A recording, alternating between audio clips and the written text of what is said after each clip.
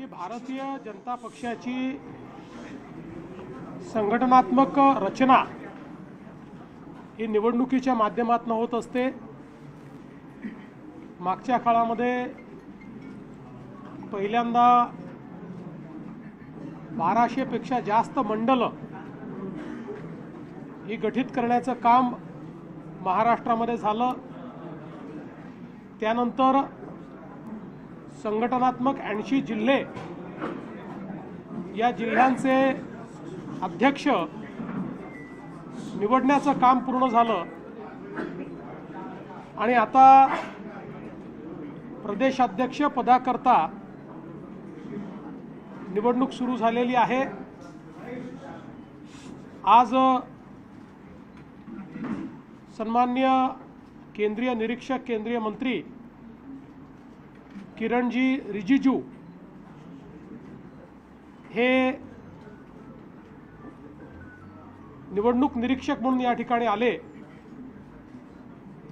आणि त्यांच्या समोर आम्ही आमचे सहकारी श्री रवी चव्हाण जे यापूर्वी प्रदेशाचे महामंत्री देखील राहिलेले आहेत आणि महाराष्ट्र सरकारमध्ये मंत्री देखील राहिलेले आहेत, ज्यांनी युवा मोर्चाचा कार्यकर्ता म्हणून पदाधिकारी म्हणून कामाला सुरुवात केली।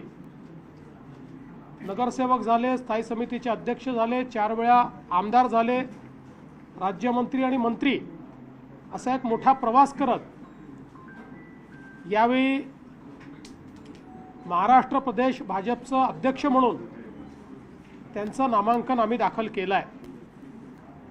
मागच्या काळामध्ये सन्माननीय श्री चंद्रशेखर बावनकुळेजी यांनी अतिशय चांगल्या पद्धतीनं महाराष्ट्राचं अध्यक्षपद निभावलं आणि दीर्घ प्रवास करत चांगल्या प्रकारे संघटना बांधली। त्याचं प्रत्यंतर विधानसभेच्या निवडणुकीमध्ये आपल्याला पाहायला मिळालं। त्यानंतर संघटनात्मक निवडणूक होतपर्यंत त्यांच्या समवेत श्री रवीजी चव्हाण यांना कार्याध्यक्ष म्हणून जबाबदारी मिळाली होती। आता आज आम्ही फॉर्म भरलेले आहेत, त्या संदर्भात आता पुढची कारवाई जे आमचे निरीक्षक आले आहेत ते या संदर्भातली घोषणा वगैरे करतील। आतापर्यंत आम्ही सगळ्यांनी रवीजींचा फॉर्म भरलेला आहे, अन्य कोणाचा आलाय का याची आम्हाला कल्पना नाही आहे। त्याच्यामुळे माननीय किरणजी या संदर्भातली माहिती देतील। उद्या संध्याकाळपर्यंतचा वेळ आहे, उद्या संध्याकाळी 5 वाजता या संदर्भातली अधिकृत घोषणा होणार आहे। पण आम्हाला अतिशय आनंद आहे की रवींद्र चव्हाण यांच्यासारखा आमचा एक सहकारी हा महाराष्ट्र प्रदेशाच्या अध्यक्षाच्या भूमिकेत येण्याकरता आता सज्ज झालेला आहे आणि आमच्या संपूर्ण पक्षाने त्यांना पाठिंबा या ठिकाणी दिलेला आहे। उद्या वरळी येथे हा सर्व पदग्रहण सोहळा पार पडणार आहे। येणाऱ्या स्थानिक स्वराज्य निवडणुकीच्या पार्श्वभूमीवर भाजपा प्रदेशाध्यक्षपदी रवींद्र चव्हाणांना बसून एक शक्ती प्रदर्शन उद्या करू पाहत आहे। मला असं वाटतं की भारतीय जनता पार्टी एकमेव अशी पार्टी आहे की ज्या ठिकाणी पूर्ण लोकशाही पद्धतीनं आपल्या सगळ्या विविध ज्या आमच्या इकाई आहेत त्यांचं त्या ठिकाणी त्यांची निवडणूक होते आणि त्याचाच भाग म्हणून आम्ही प्रदेशाध्यक्षांची निवडणूक करतो आणि ज्यावेळेस प्रदेशाध्यक्षांची निवडणूक होते त्यावेळेस एक साधारणपणे प्रथा आहे की राज्यभरातले जे प्रमुख कार्यकर्ते असतात त्यांना अधिवेशनाप्रमाणे बोलवलं जातं आणि म्हणून उद्या संध्याकाळी डोममध्ये अशाच प्रकारे आमचे जे कार्यकर्ते पोचू शकतील त्यांना निरोप दिलेला आहे आणि त्या ठिकाणी हा कार्यक्रम पार पडणार आहे। स्थानिक स्वराज्य संस्थांच्या निवडणुकीची निवड अध्यक्षांची काय खरी आहे? कारण तुम्ही प्रमुख नेत्या नाही, आता महाराष्ट्राची निवडणूक झाल्यानंतर मुंबईच्या संदर्भात महाराष्ट्राचे अध्यक्ष आणि केंद्रीय टीम हे पुढचा निर्णय करतील. सर, स्थानिक स्वराज्य संस्थांच्या निवडणुकीसाठी एकीकडे भाजप जोरदार तयारी करताना दिसते, तर दुसरीकडे महाविकास आघाडीमध्ये आता उडीद पडलेली आहे. काँग्रेस स्वबळ लढणार आहे असं त्याने ठरवलं. दिल्लीमध्ये त्यांची बैठक झाली.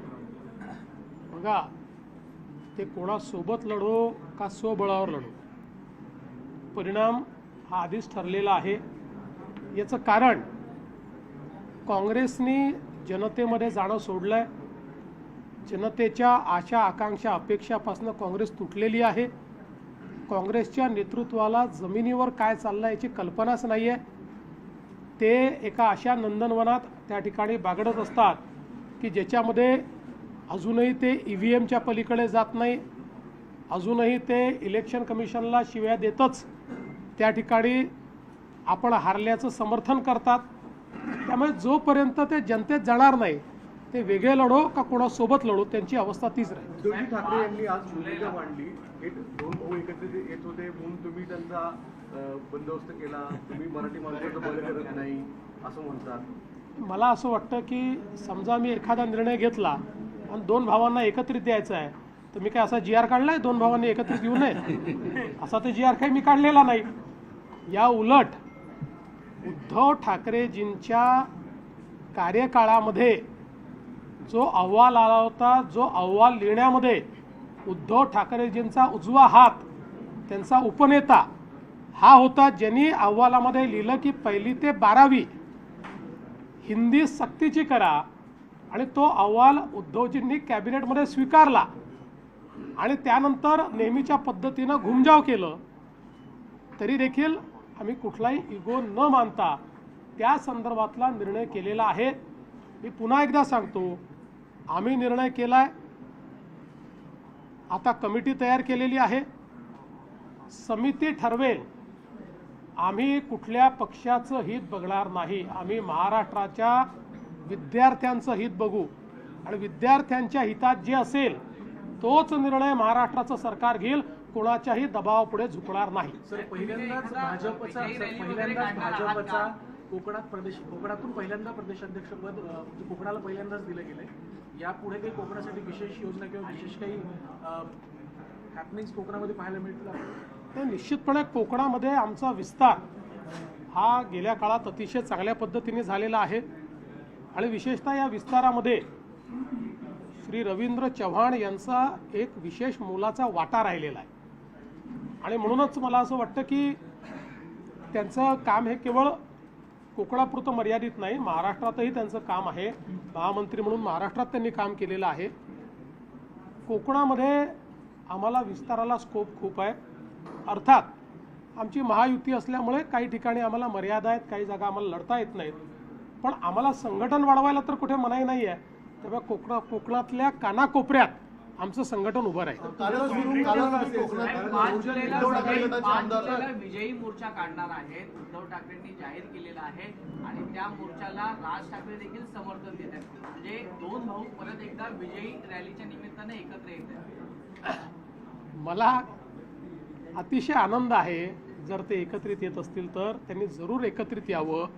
फक्त मी कालच म्हटलं, राज ठाकरे आम्हाला प्रश्न विचारतात, तोच प्रश्न त्यांनी उद्धव ठाकरेंना विचारला पाहिजे की तुमच्या काळामध्ये 1ली ते 12वी हिंदी सक्तीचा निर्णय का घेण्यात आला, हा प्रश्न कधीतरी विचारला पाहिजे. बाकी त्यांनी एकत्रित यावं, क्रिकेट खेळावं, हॉकी खेळावी, टेनिस खेळावं, स्विमिंग करावं, जेवण करावं, आम्हाला काही अडचण नाही. विरोध दिसतोय. सुप्रिया सुळे स्वतः उद्धव ठाकरेंबरोबर आज आझाद मैदानात दिसल्या. ज्या कमिटीमध्ये स्वतः शरद पवार गटाचे बडे नेते होते, त्याच कमिटीच्या अहवालानंतर आज विधेयकाला विरोध होतोय. काय केलं त्यांनी? जयंत पाटील होते, पण जयंत पाटील मी तुम्हाला एक गोष्ट सांगतो, हे दुटप्पे लोक आहेत.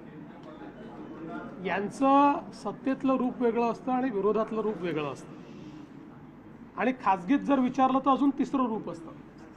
त्यामुळे ते काय म्हणतायत, हे काय म्हणतात, आम्हाला याच्याशी घेणं. आम्ही उत्तरदायी आहोत महाराष्ट्राला, महाराष्ट्राच्या जनतेला आणि भारताच्या संविधानाला.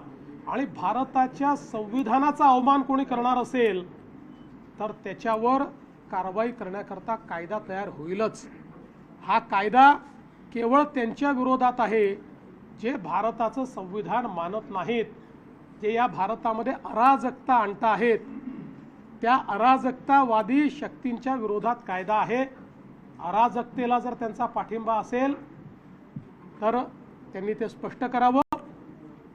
या ठिकाणी अराजकतेला पाठिंबा द्यायचा आणि लोकशाहीचं गुणगान करायचं, संविधान पायदळी तोडवणाऱ्यांच्या सोबत उभं राहायचं, हे कुठेतरी बंद केलं पाहिजे. काल भास्कर जाधव यांच्या नावाचा तुम्ही उल्लेख केला की त्यांची पत्रावर सही नाहीये.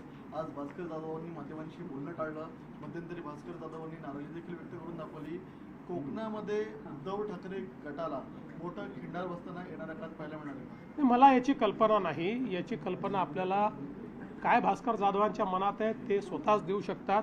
आणि अलीकडच्या काळामध्ये ते कवितांच्या माध्यमातून आणि शेरोशायरीच्या माध्यमातून आपल्या मनातलं अभिव्यक्त करता आहेत. त्यामुळे त्यांचं नवीन स्टेटस जे काही येईल ते तुम्ही बघा आणि त्याच्यावरून अंदाज बांधा.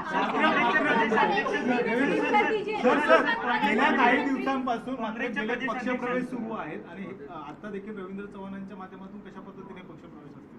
काय पक्षप्रवेश गेल्या काही दिवसांपासून ते असं आहे की आम्हाला आमच्या पक्षाचा विस्तार करायचा आहे आणि हा विस्तार करत असताना आता विविध पक्षातनं त्या पक्षाच्या नेतृत्वावर विश्वास नसल्यामुळे किंवा त्या पक्षांमध्ये भवितव्य दिसत नसल्यामुळे काही लोक जर आमच्याकडे येत असतील तर आम्ही त्यांचं निश्चित स्वागत करू. काँग्रेसचे प्रदेशाध्यक्ष हर्षवर्धन सतपाळ असं म्हणतात की GR जे 2 काढले होते ते दोन्ही उपमुख्यमंत्र्यांना माहिती नव्हते, ते नागपूरच्या रेशीम बागेतून आले होते. मला असं वाटतं की हर्षवर्धन काय नाव त्यांचं सपकाळ, त्यांच्याबद्दल मी एवढंच म्हणेल नया आहे हो. सर, बीडमध्ये अल्पवयीन मुलीवर अत्याचार झाल्याचा एक प्रकार समोर आला होता आणि खरं तर बीड बंद सुद्धा झालं होतं. 2 प्राध्यापकांना अटक सुद्धा करण्यात आली होती. आज तुमच्याकडे सुद्धा नाही, माझ्याकडे त्या संदर्भात एक निवेदन आज प्राप्त झालेलं आहे. त्या निवेदनामध्ये या प्रकरणाची एक सिनियर IPS महिला अधिकारी नेमून चौकशी करावी अशा प्रकारची मागणी करण्यात आलेली आहे. मी त्या संदर्भात DGंना निर्देश दिलेले आहेत की DGंनी या मागणीचा विचार करून योग्य निर्णय करावा. भारतीय जनता पार्टी में लोकतांत्रिक व्यवस्था है. इस व्यवस्था के तहत हम पार्टी के अलग अलग इकाई के जो प्रमुख हैं उनको चुनते हैं. भारतीय जनता पार्टी ने पहले 1200 मंडलों का चुनाव किया. उसके बाद हमारे जो संगठनात्मक रचना में 80 जिले हैं उन जिलों का चुनाव हमने पूरा किया.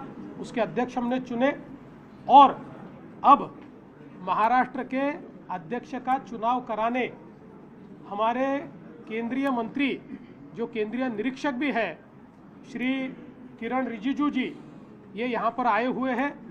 आज उनके सामने हमने हमारे साथी श्री रविंद्र चव्हाण जी, इनका नामांकन दाखिल किया है. अलग अलग प्रकार से हमारे 10 प्रमुख लोगों ने उनका नामांकन दाखिल किया है. कल 5 बजे अधिकृत रूप से इसकी घोषणा होगी. अगर उनका नामांकन सही पाया गया और एक ही नामांकन